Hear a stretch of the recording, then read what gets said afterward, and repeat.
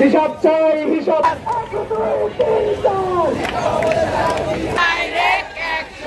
এক দুই তিন চার, এই বাংলায় হবে না। রক্তে আগুন লেগেছে।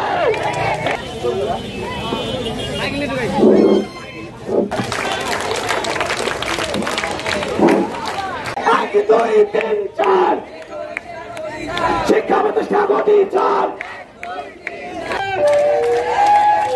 আমার ভাই মরল কেন?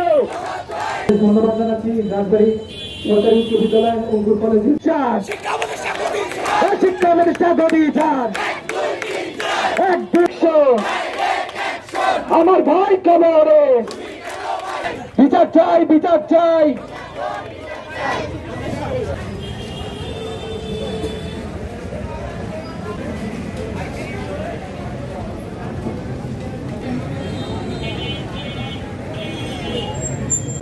কালকে আমাদের বাংলাদেশে যে মর্মান্তিক ঘটনা ঘটেছে সেটা শুধু আমাদেরকে নয়, পুরো বাংলাদেশকে মর্মাহত করেছে। এই অবস্থায় পড়া তো দূরে থাক, আমরা পড়াশোনার কথাও চিন্তা করতে পারতেছিলাম না। মানে সারা রাত শুধু গায়ে ঝাঁকুনি দিচ্ছিল।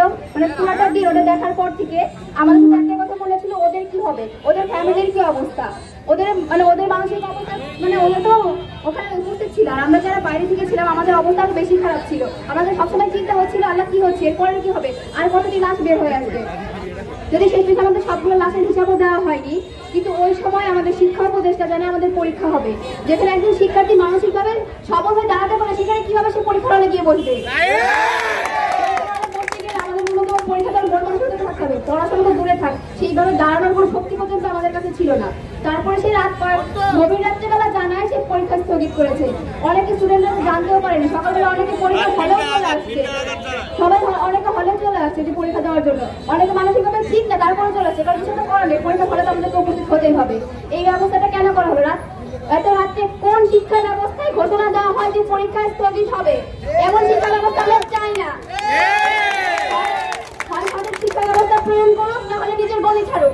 দেশের সবচেয়ে গুরুত্বপূর্ণ উপদেষ্টা এবং যিনি আমাদের ভবিষ্যৎ নির্ধারণ করেন এবং জাতির ভবিষ্যৎ যিনি নির্ধারণ করেন, শিক্ষা উপদেষ্টা, এরকম একটা গুরুত্বপূর্ণ জায়গায় উনার মতো বেকুব, উনার মতো ননসেন্স, উনার মতো স্টুপিড ব্যক্তি আর এক মিনিটও থাকতে পারে না, যিনি কিনা রাত 3টায় পরীক্ষা বন্ধের ঘোষণা দেন এবং এই ঘোষণা তিনি নিজে দিতে পারেন না, কেননা শিক্ষা সচিব তার ভয়ে সেই ঘোষণা দিতে পারেন না।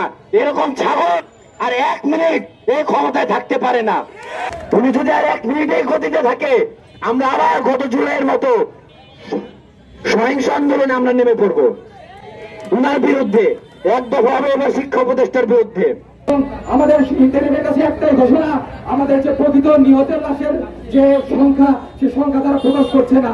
এই সাধারণভাবেই তো বোঝা যায় একটি ক্লাসে 30 থেকে 40 জন থাকে।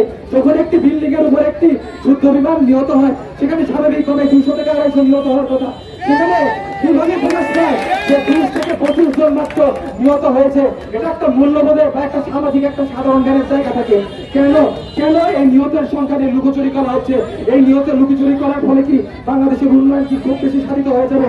বাংলাদেশের রাজনৈতিক অঙ্গন কি খুব বেশি উন্নত হয়ে যাবে? এই প্রশ্নটা জাতির কাছে থেকে যাবে।